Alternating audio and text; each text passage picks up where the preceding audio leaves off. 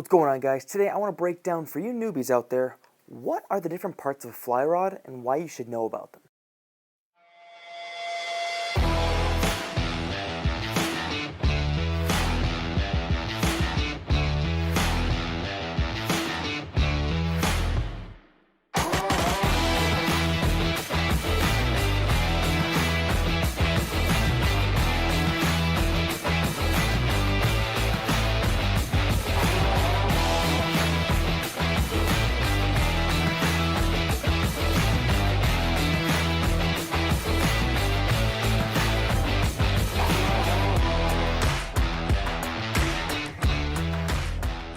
So we all picked up our first combo at some point. We decided we wanted to get to know and get familiar with the sport itself a little bit better, but it's nothing like you've ever done before. So I thought I'd spend a few minutes here to talk to you about what are the different parts of the fly rod and kind of what they do. We're going to go over the rod itself, we're going to go over the reel and what usually comes spooled on the rod itself, and why you should know what they kind of do. Alright, so the first things first. You usually get a fly rod that's broken down into multiple pieces. Now this part itself is called the blank. That's usually a specific type of taper as well as a specific weight line. It's a different argument or a different discussion for a different day, but usually whenever you pick up a combo, the rod weight is paired with a line weight that will provide you with a better casting experience as well as specific types of line for specific techniques and applications. Here I have a Cook and Warsman 4-weight. This is the Maverick, and then I have a Bozeman Patriot reel. Just some really nice, affordable gear that you can get yourself into that's well worth the investment. So, within the rod itself, you usually have some guides, which are the metal pieces that the line gets fed through. You have maybe a hook keep on some rods. You have the cork or grip, depending on what material it's made of. And there are multiple shapes that come with different corks. Usually on smaller weight rods like this, you'll see what's called a half wells, where the end tapers down to a smaller point. On larger rods, you often see a full wells, where it kind of looks like this, just doubled on the other side.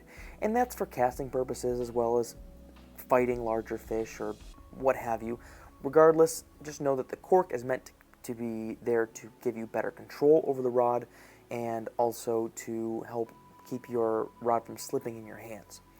You have the reel seat. The reel seat can be made of a multitude of different materials. It can be different sizes. It can be a down-locking or an up-locking reel seat. But essentially what it's there to do is to make sure that your reel doesn't come undone. Okay? Now within the reel, depending on the type of reel you have, this happens to have a drag on it. Most reels, I think, in the modern era do. It allows you to adjust how much tension is on the reel when the line is coming out. Now, speaking of line, you typically have a line of a specific type of taper as well. This happens to be a weight forward floating line. There are double taper lines. There are long belly, short belly. There are different Scandi and Skagit lines for different types of applications. Don't worry about it. What's on your combo is probably just fine for your applications if you're just starting out.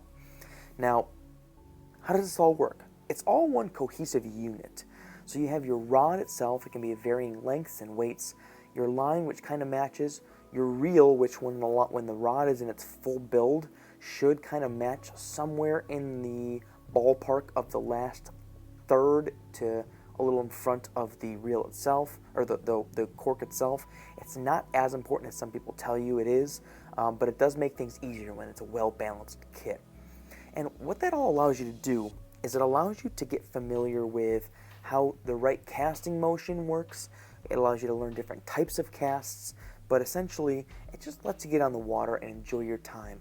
And knowing how to maintain and keep your rod and reel clean and fully functional is in itself a task, but it's really not that bad. When you care for your equipment, it will care for you.